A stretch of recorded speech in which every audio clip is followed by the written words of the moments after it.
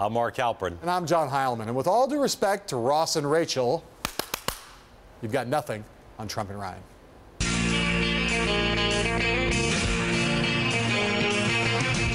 No one told you life was gonna be this way. The job's a joke you broke, the love life's the old way. Will they? Won't they? Will they? Won't they? First, Paul Ryan said he was not yet ready to endorse Donald Trump. Then he met with Trump and he got ready, and then he said he would vote for Trump. But now the Speaker of the House is acting like someone with cold feet and doing things that aren't exactly consistent with totally heartfelt, unequivocal endorsement that we saw yesterday. Take, for example, Ryan's reaction today to Trump's quote in the Wall Street Journal yesterday that Indiana-born Gonzalo Curiel, the federal judge in the Trump University lawsuit in California, is biased because he is, quote, of Mexican heritage and therefore has, quote, an inherent conflict of interest, end quote. Now, what would someone who is fully on board the Trump train say about that? The comment about the judge the other day just was out of left field from my mind. It's reasoning I don't relate to. I completely disagree with the thinking behind that. And so he clearly says and does things I don't agree with. And I've had to speak up on time to time when that has occurred, and I'll continue to do that if that's necessary. I hope it's not. Trump responded to critics of his comments today in an interview on CNN with Jake Tapper. If you are saying he can't do his job because of his race, is that not the definition of racism? No, I don't think so at all. No? No, he's proud of his heritage. I respect him for that. You're saying he can't do his job because of it. Look, he's proud of his heritage, okay? I'm building a wall. Now, I think I'm going to do very well with Hispanics. Citizen. You know why I'm going to do well with Hispanics? Because I'm going to bring back jobs, and they're going to get jobs right now. They're going to get jobs. I think I'm going to do very well with Hispanics, but we're building a wall. He's a Mexican. We're building a wall between here and Mexico. The answer is he is giving us very unfair rulings, rulings that people can't even believe. This case should have ended years ago on summary judgment. The best lawyers, I have spoken to so many lawyers, they said, this is not a case. This is a case that should have ended. This judge is giving us unfair rulings. Now I say why. Well, I'm building a wall, okay? And it's a wall between Mexico, not another country. But he's not from Mexico. In my opinion, he's from Indiana. He's Mexican heritage, and he's very proud of it. So, Mark, we will get to the political implications of Paul Ryan hitting Donald Trump the way that he did on this issue the day after he endorsed him. We'll get to that in a minute. But first, let's talk about the wisdom of Trump hitting Curiel. Most people, as we've noted, have been quite critical. But do you see any possible political upside in Trump attacking a federal judge this way? You know, Fox's Martha McCallum said the other day that Donald Trump is like a private company going public. And when you go public, you have all sorts of other implications. I mean, I suppose if Donald Trump wants to get the judge to recuse himself from the case, but that's not a political benefit. There may be benefits in the context of litigation, but no. This is picking fights, not just with Paul Ryan, but across the board with people. It's blocking out helping to block out any positive message he'd want to drive. And it is giving people inside the Republican Party and even within Trump's own campaign a feeling that he's not disciplining himself at all. So I see so much downside. I could spend the hour of this program listing the downside. I can't think of a single political upside to doing it. Thank you for agreeing, getting to the right place on this. Let's just say this, first of all.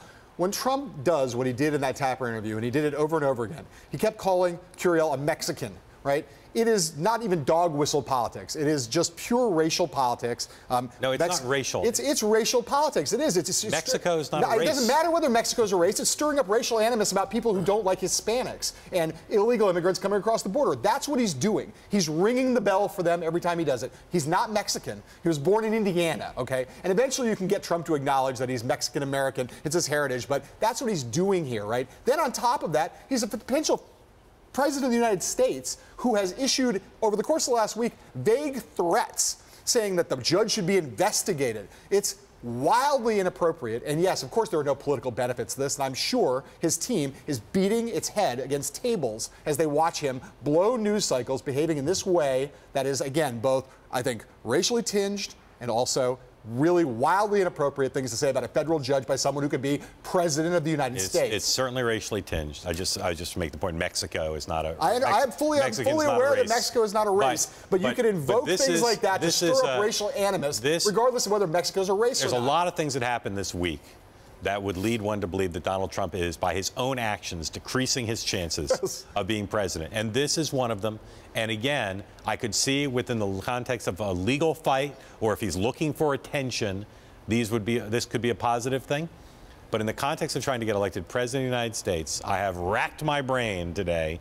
This is foolish in the extreme. And in some ways, the most foolish thing about it is one of his top priorities now needs to be to reassure Republicans that he has got the smarts and the savvy and the discipline to get elected president and be a good president. To be clear, this is not, criticizing Trump on this ground is not like a liberal position. It's not an anti-Trump position. Many Republicans are watching this in horror. And as I said, about both the substance and the politics. About the substance and the politics. And there are people within Trump's campaign who are watching this with horror, seeing their boss do this. It's dumb. It's dumb on every possible level. He's got a First Amendment right to do it. Sure. But I will tell you, one of the things the donors are most concerned about is Trump is shooting his mouth off and no one around him stopping him. Right. And they're asking the question, why are we raising money for a guy who will go out and say things unbidden, unprovoked, unnecessary, no political upside, massive political downside? Won't gain him a single vote. Yeah. All right. It's not just the top Republican in the House who has endorsed Trump and then been kind of meh at times about it. It's also the GOP leader in the Senate. That is Mitch McConnell. The Kentuckian is out on a book tour, so he's doing a lot of interviews, and for the life of him, he can't seem to ratchet up that Trump enthusiasm level all the way to 11. Donald Trump's going to be the Republican nominee. You may fantasize about somebody else. You may have supported somebody else in the primary, but this is the choice. Do you worry at all that your nominee now, Donald Trump, will do to Latino voters what Barry Goldwater did to African-American voters? I do. And I think that the attacks that he's routinely engaged in, for example, going after Susana Martinez, the Republican governor of New Mexico, the chairman of the Republican Governors Association, I think was a big mistake. It's a time, if you can, to be gracious and try to bring the party together. Are there places where you differ from Donald Trump? Sure. I said I didn't think we should be banning Muslims coming into the United States. I said the other day it's become fairly common for candidates for president to release their tax returns. I don't certainly agree with him on a number of things he said. Donald Trump is certainly a different kind of candidate. You know, that we had 17 people competing for the nomination, Andrea. And Donald Trump won the most primaries and caucuses. He's going to be the nominee, and it's pretty clear Republican primary and caucus voters wanted something very different, and I think it's safe to say Donald Trump is very different from what we're accustomed to.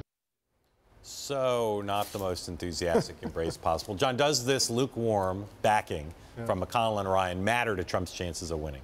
Well, look, there's no doubt that a lot of Republican voters don't care for the Republican establishment. They don't care for Congress. They don't care for congressional leaders.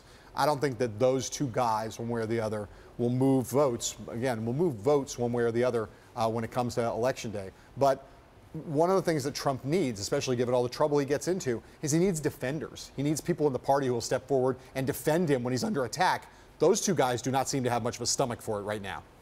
And they send a signal to other people in the party. You're going to have, Rob Portman in Ohio and Kelly Ayotte in New Hampshire, Senate candidates who are running for re-election. When Republicans get asked about the top of the ticket, it is going to be unhelpful for messaging if they're constantly not only having to defend their nominee, but not defending him. And look, did Bill Clinton agree with everything every Democrat was running on in '92? Absolutely not. And yet he found a way to emphasize what they agreed on. I think this is a problem for Trump because the party needs to be unified to win. And this kind of stuff with the signal from the two top Republicans, I've never seen this in my career, that kind of repudiation. Let's just be clear what happened with Ryan today.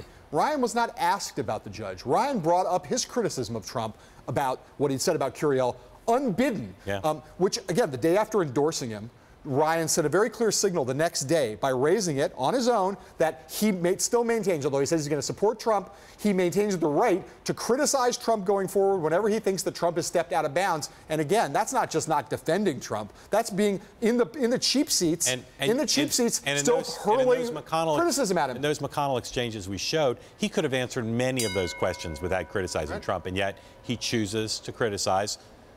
And it's going to hurt Trump. It's going to hurt Republicans. It's not helpful. All right. When we come back, what's more important, the new jobs numbers or the new numbers regarding Obama's job? We'll tell you right after this.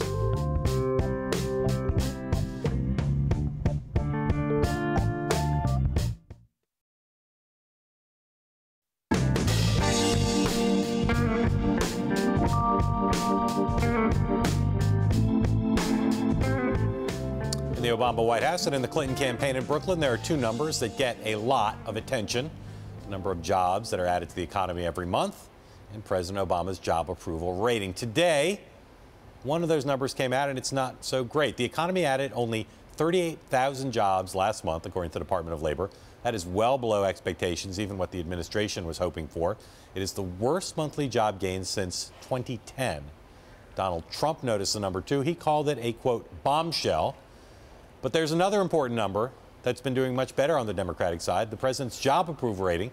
It has been just above 50% consistently now in many recent polls, including the latest Gallup poll. So, John, if you look at these two numbers, weak job numbers and the president's job approval rating, which one matters more to the Clinton campaign, and how could it be that his job approval rating has inched up above 50 when the economic situation is still, for many families, pretty grim? Those are both two big questions. Let me just take the first one first. Take as long as you want. If these jobs numbers are the beginning of a sign that the economy is slowing, it's not, obviously never been raging, but if these jobs numbers are a leading indicator of what we're going to see for the next 6 months, bad jobs numbers, flat employment, maybe even rising unemployment, they are by far more important than Barack Obama's approval rating. If this was a blip, and if we're back up producing 250, 300,000 jobs next month, these will have been relatively meaningless, and Obama's approval rating will matter more. We just don't know yet because it is just one bad number so far. It's not part of a trend yet. Yeah.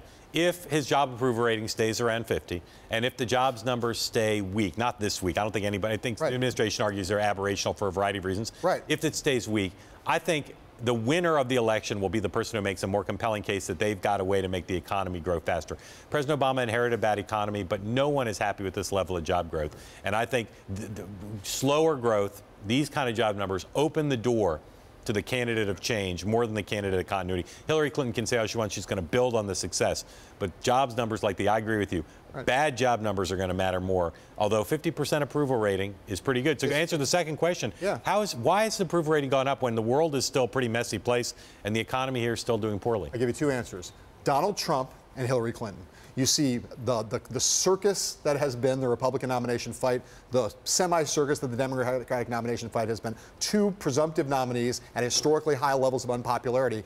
For people in the middle of the electorate who've seen the mudslinging, all the negativity, they look at Barack Obama and they see an adult in the White House rising above the fray. Rising above the fray and caring about America's interests. And this happens at the end of second terms often with presidents. They start to get a little bit of the nostalgia even before they leave office. He's also had some victories, some legislative victories, some foreign policy victories from his point of view. And I got to say, Republicans obviously are targeting him less than they're targeting Hillary Clinton now. And that gives him a little bit of that halo effect as well. Yeah. But boy, the job numbers are bad. And for Americans who are worried about their economic situation, it's a cautionary.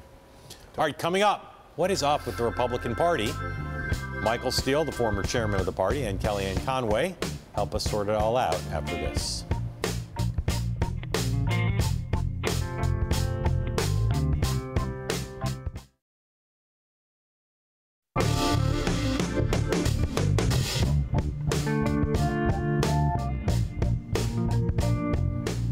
Joining us now from Washington, D.C. to talk about the protests at last night's Donald Trump rally in San Jose and about Paul Ryan's semi-throated endorsement of the presumptive nominee and much more, our former RNC chairman and current MSNBC political analyst Michael Steele, along with the former head of Ted Cruz's alliance of super PACs, the Republican pollster and WADR favorite, Kellyanne Conway. Mr. Chairman, I want to ask you this.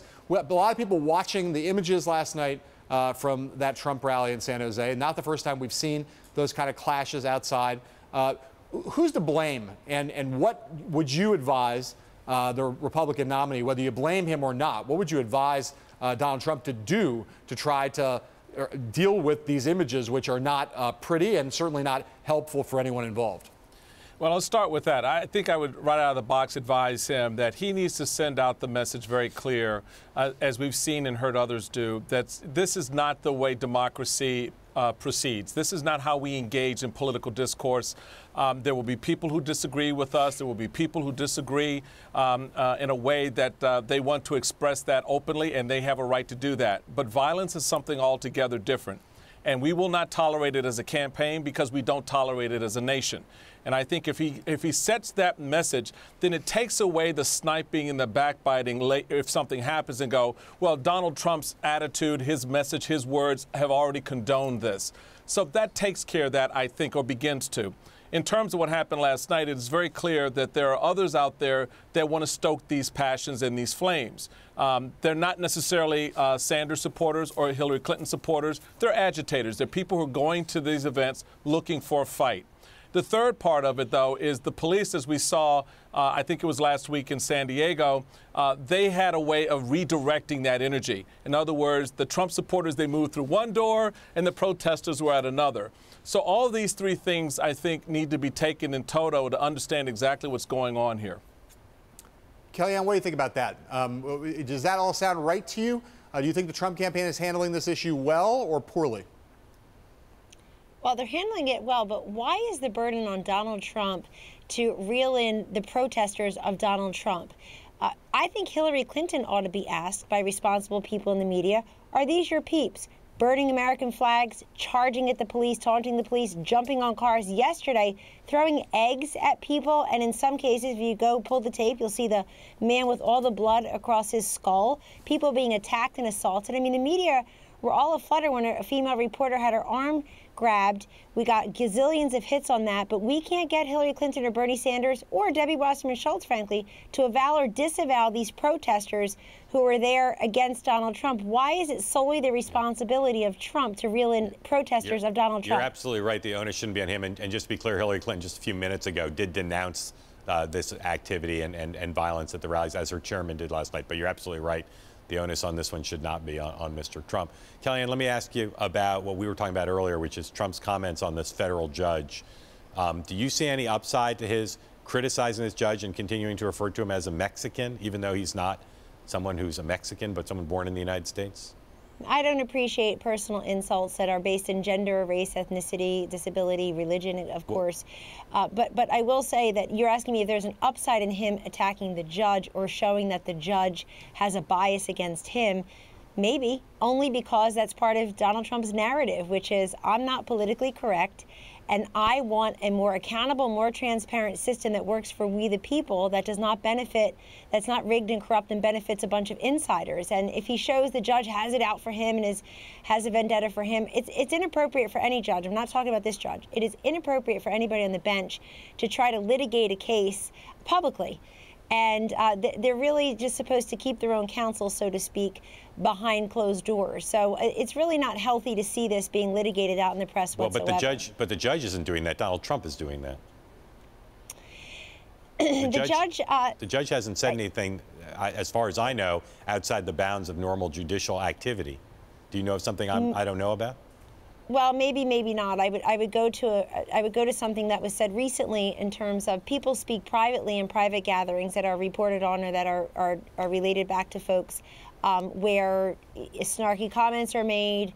And again, that's just a general comment about judicial restraint. Right. You know, the judiciary in this country, though, people are starting to catch on to this. They're not just lawyers with better, they're not just esteemed up on the bench. They're lawyers in black robes, many of them. And I think he just has a right to at least say this judge may have a bias against me, without absent those racially based or sex-based, gender-based. He does have a right, but I'm not sure it's going to help him get elected president. Michael Steele, do you agree or disagree with the judgment that Hillary Clinton's performance in her speech about Donald Trump and foreign policy yesterday showed a pretty good performance level and increased her chances of winning? Do you agree with that?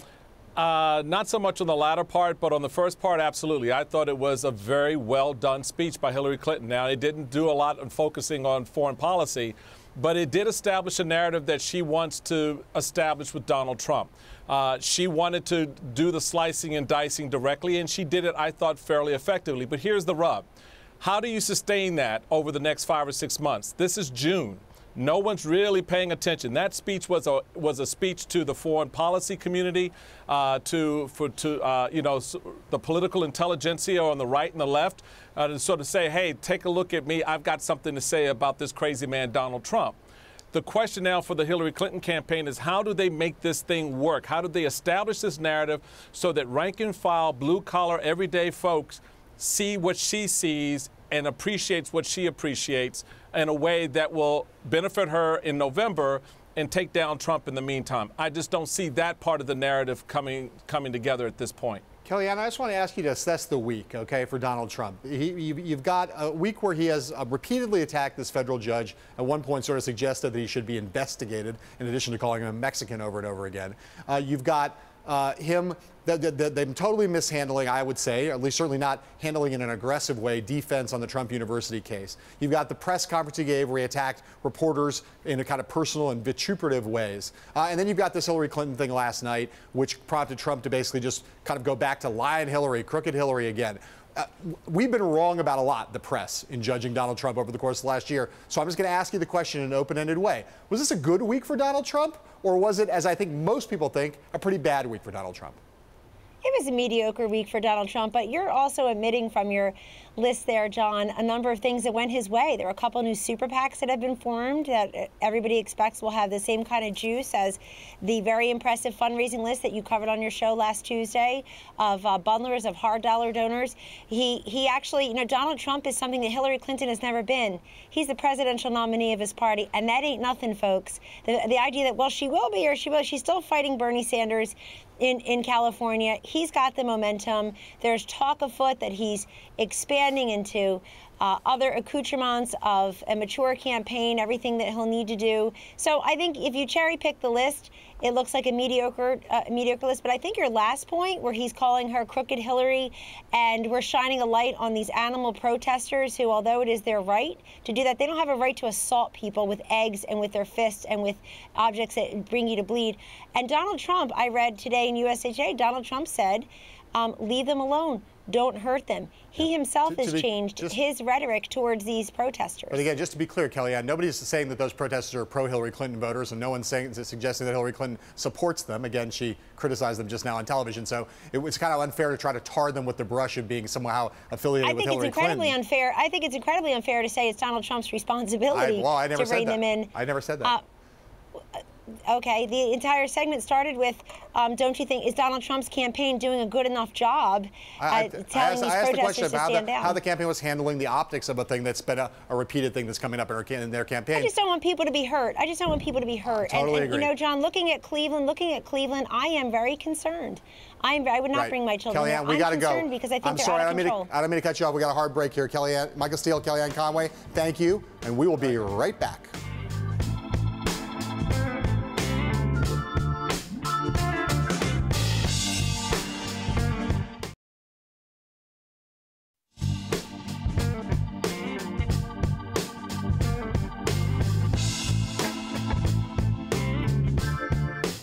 California is getting to anoint a king or maybe a queen.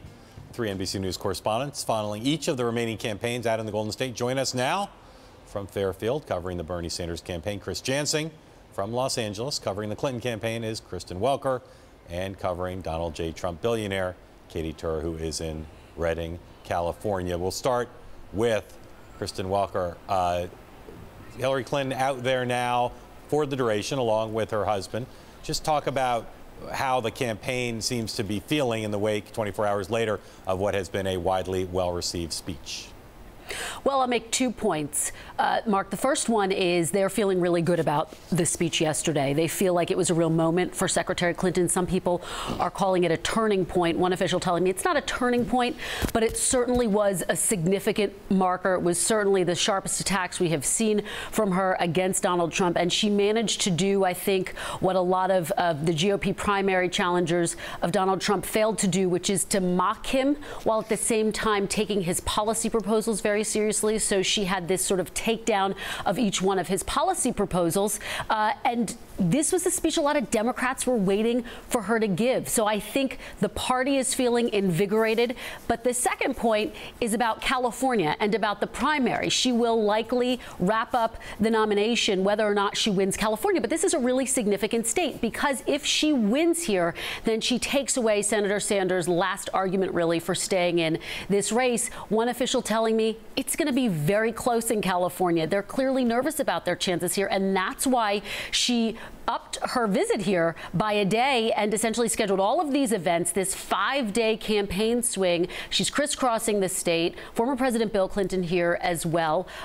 They say it's going to be close, but one official saying they think they've got a good shot. So it's going to be down to the wire, though, that's for sure. Chris, and then Katie, I want to get your reaction just tightly on this question of the speech yesterday and how each of the campaigns and candidates you cover saw it. Chris, you first. Did they react at all to what she said? I was really surprised, to tell you the truth. I thought one of the best lines that Bernie Sanders has as part of his regular stump speech is when he talks about the contrast between himself and Hillary Clinton on foreign policy, on the war in Iraq vote in particular. So I listened. He had two major events. One, as her speech was winding down, he was starting an event, and then he had a second one last night in Chico. Huge crowd turned out there, and he really didn't take the opportunity. It's been very interesting to me watching him on this last push, and he's been unrelenting, going to 3 and 4 events a day, attracting thousands of people, and he often hasn't spoken really specifically to the subject at hand, to the news of the day. He did answer some questions today. He's been doing news conferences. He was asked, for example, about Donald Trump calling him a total nut job. He said he should look in the mirror. So he will react in that sort of situation, but when he has these huge crowds and he has an opportunity to take on Hillary Clinton, he really hasn't done it. Yeah. And again, Katie, just on the Clinton speech, we saw Trump's tweets. We saw his reaction last night. Do you have a sense overall of whether the Trump campaign looks at that speech and thinks they need to react in a different way, or does that give them a cause to think anew about Hillary Clinton and her candidacy? Well, Donald Trump's aides certainly would like him, some of the aides at least, would like him to react in a more coherent and more cohesive, strategic way than he is doing right now, more talking points, laying out his record and his policy ideas rather than necessarily going after her for the personal attacks alone. He can do those as well, but I think there is some feeling that they would have liked to have seen him go out yesterday in San Jose, even today here in Reading, and talk about his ideas and his positions rather than only slamming Hillary Clinton for the way she talks. He did an imitation of her today. He also talked a little bit about not wanting Japan to have nuclear weapons. When he did say that repeatedly in a few different interviews, he's now repeatedly denying that he ever said that. So the campaign has had a rocky week, and it's just continuing on. John, I was surprised. I thought for sure the easiest thing in the world would have been to pull out the text from the foreign policy speech he gave a couple of weeks ago and just reprise some of those lines. Yeah, I mean, I was surprised. And again, I understand that crooked Hillary, lion Hillary, I get that he's trying to reinforce the narrative that she can't be trusted and cut into that place where she is vulnerable. But on this question, as we discussed yesterday, of whether Donald Trump meets the bar of being commander-in-chief, he's going to have to engage her on substance. That wasn't a hugely substantive speech yesterday she gave, but there were enough points of substance where she attacked him that he's got to rise to her and meet her there if he's going to win that argument. I want to go back to Chris Jansing, though, right now, Chris, and ask you, out there in California with the Sanders campaign, I know there's been a lot of talk on the ground about superdelegates today. Tell us what that chatter is about and what you're hearing from the Sanders side of the street on that discussion.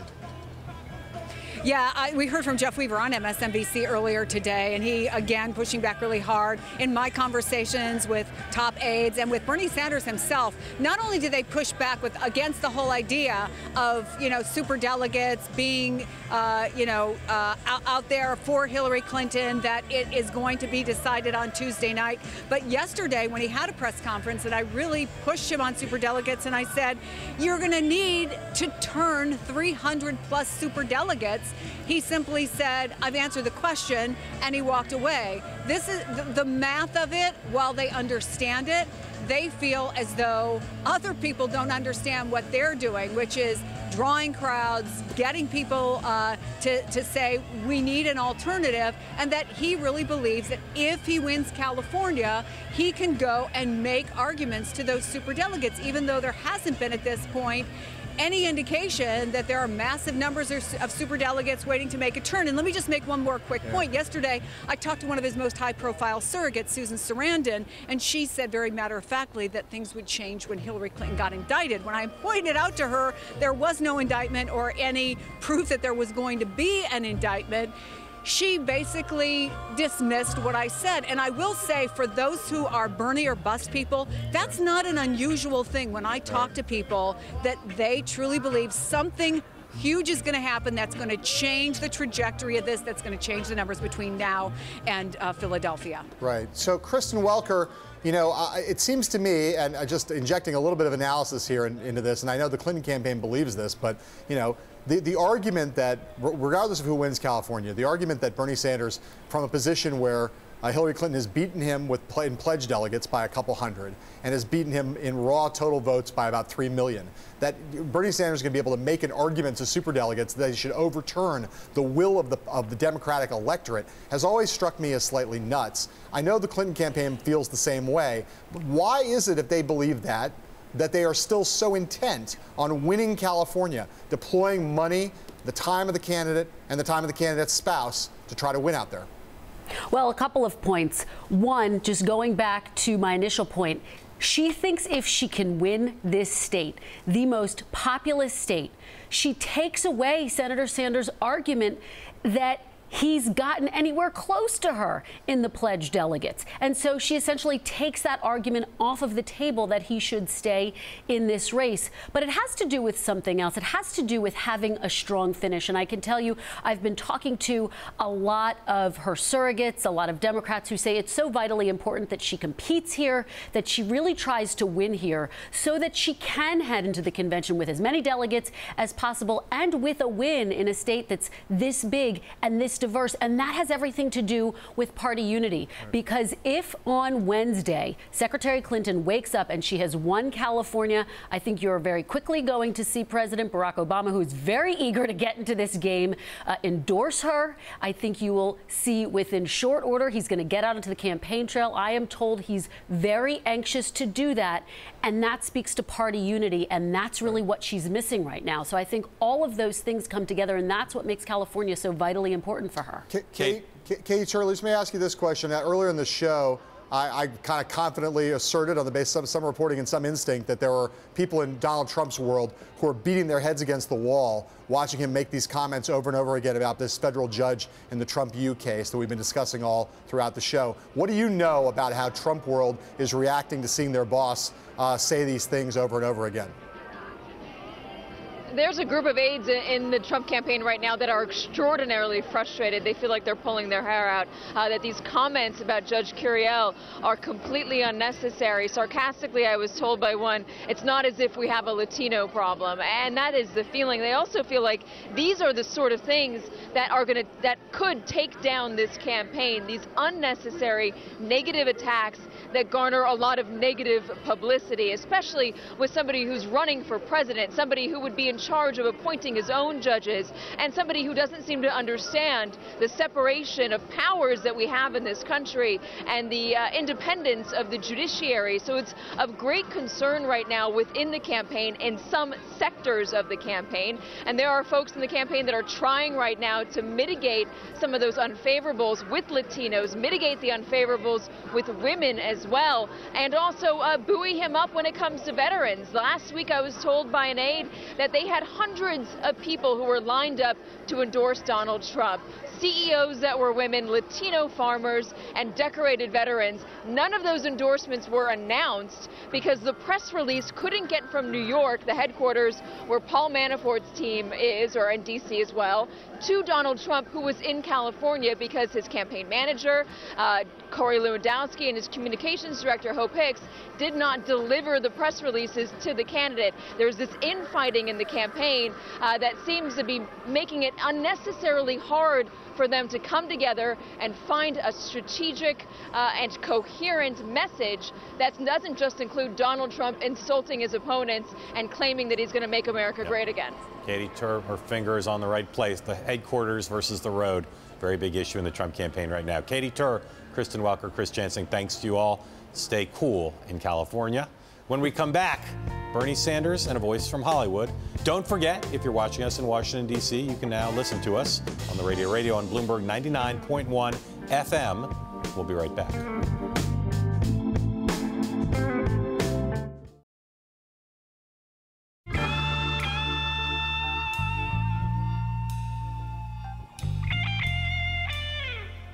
One pretty interesting storyline in the 2016 Democratic nomination fight has been the celebrities who have lined up not behind Hillary Clinton, but behind Bernie Sanders. He's drawn support from Susan Sarandon, Sarah Silverman, Danny DeVito, and a bunch more.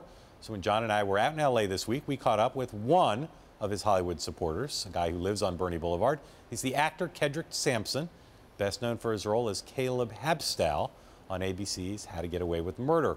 Sampson has joined Sanders all over the country in places like Syracuse, Baltimore, and on a 12-city tour along the U.S.-Mexico border and into California. We talked with Sampson about why he likes Sanders, his thoughts on Hillary Clinton, and his decision to jump into politics. Kendrick Sampson, thanks for joining us. So this is the first time you've done politics. Yes. What caused you to get up off your couch and get involved with this particular presidential campaign? Well, you know, I don't spend much time on my couch. But I meant metaphorically. I get it. No, I honestly don't even still feel like I'm involved in politics. I got into it because I saw he was an activist, and I've done some activist work. And I still, to be honest, politics drain me, you know, but there's an overarching feel of activism within his movement, and politics just seem to play a part in it. So it's a little bit easier for me to get involved because I'm standing up for the disenfranchised and the marginalized people in this country through this movement and championing things that I was already involved in, like Black Lives Matter. Why do you think Senator Sanders had such a hard time for such a long time? He's done better with African Americans of late, but for a long time he had a really hard time connecting with African American voters. Why was that? Why do you think he wasn't able to make the sale in a competitive way with Hillary Clinton? I think, you know, to be honest, I think it's kind of bizarre that because I don't know any African Americans that support her. I don't know personally. I don't, even in Houston, where I'm from. But I do. Speculation, I would say, would be, you know, she's had decades of, you know, campaigning. She campaigned with her husband. She went down there. She shook hands. She did a lot of PR. And she's like Crest. She's like Kleenex. She's a brand name. You go to that first, even though it may not be the best thing for you. It may have a bunch of like chemicals or something that you shouldn't be putting in your mouth. But you're like, I know Crest. And a lot of these people, especially in the southern states, are not on the computer 24/7. They're not on social media. These are older people, especially, you know, old black women who are voting for her or who have voted for her. And even now, you know, some of them tell me that they, you know, if they would have known who he was, they would have voted for him. But they just didn't have that brand name. And he has so much area to cover, you know, that she's covered already for decades, you know, for a couple decades now. And I think that's the main reason, is that he just hasn't gotten out there and been able to talk to these people and look them in the eye. Right, so you just described her as a tube of toothpaste that has a bunch of chemicals that you shouldn't put in your mouth. So my question about Hillary Clinton is for you as a Democrat, right? Do you think of her as a less good choice than Bernie Sanders? Obviously, you prefer him, but she's fine. She'll be great. You'll be happy to support her as the Democratic nominee? Or do you think Hillary Clinton is part of a corrupt system, part of the oligarchy, part of the what's wrong with American politics today? I do think she participates in what's wrong with American politics today. I always, you know, when people ask me this question, I can't ever bring myself to vote for someone who I believe would hurt the people that I love, or who has a history of doing that. And so you think that she falls into that category? You think Hillary Clinton would be actively detrimental to the people that you love? From what I've seen, yeah. Because what? What's the history that leads you to that conclusion? Well, you know, black and brown people are the first to go to war. You know, they're the most likely to join the military. They're the most likely to be targeted by the war on drugs, crime bill, you know, I just haven't seen, to be honest, it's more so about Bernie and the work he's done with civil rights. I didn't think, I was like, he's this white politician who I really don't think has any draw toward anybody who looks like me. And then I was slapped in the face by all his work with the civil rights of, you know, being the chairman on the Congress of Racial Equality while he was in college and marching with MLK. And, you know, from what I've read, he was even, in high school, he ran on a platform of raising scholarships for Korean war orphans. It was just like, what draws you to stand up for these marginalized and disenfranchised people and reach outside of your community? That's so impressive to me that he actually cares about these people. He cares about people that look like me. He's done more for black people than any black person I know personally. You know, he's done more for Latinos than any Latino person that I know personally. And what draws you to do that for decades? What draws you to do it before it's popular? What draws you to stand up for gay people in, you know, 71 and 74 and run on a platform of including gay rights into the Civil Rights Bill when gay rights was not a thing? You know, that shows me foresight and shows me that he really cares and that he loves for these people. Our great thanks to Kendrick Sampson. You can watch him on ABC's How to Get Away with Murder. Coming up, the 2016 presidential race and what it means for your weekend after this.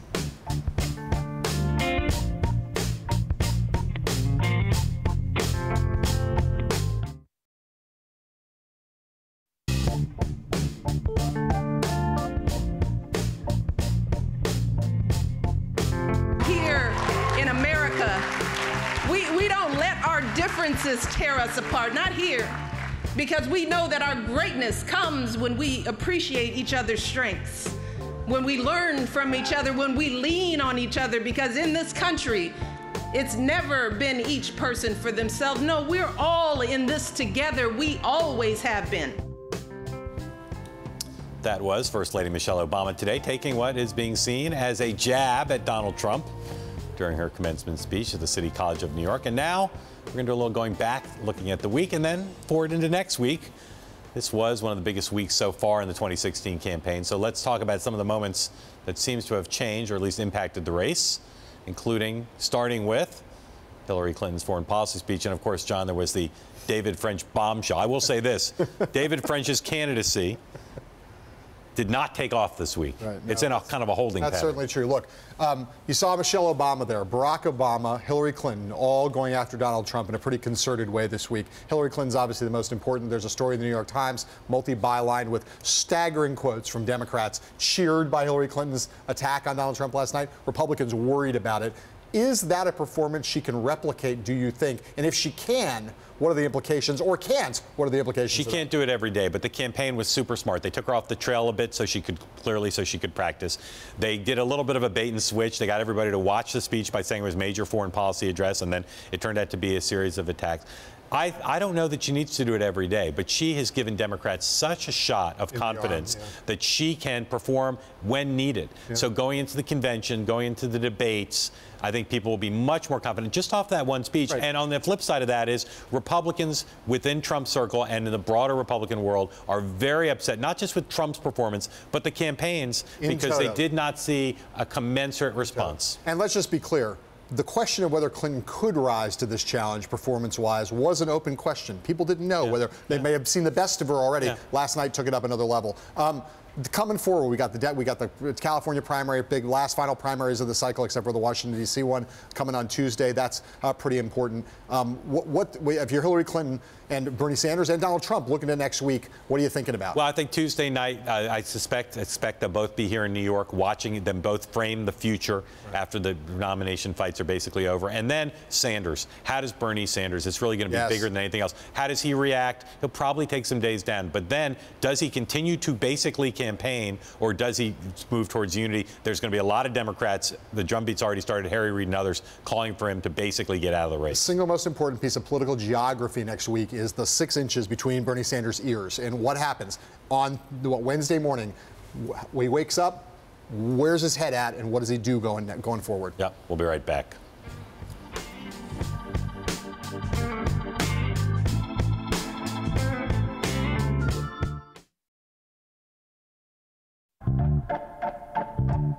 Before we go, a quick word on Muhammad Ali. You may know he's been in the hospital for the past 2 days with a respiratory illness, and we know that everyone's thinking and praying of him, thinking of him and praying for him, including us. Probably goes without saying. Muhammad Ali is 74 years old, but he will live forever as the greatest of all time. Amen. Coming up on Bloomberg West, Emily Chang sits down with the co-founder of Micromax. Have a BAFO weekend leading up to Tuesday's big primaries, including in California. We'll see you back here, same bad time, same bad channel. Sayonara.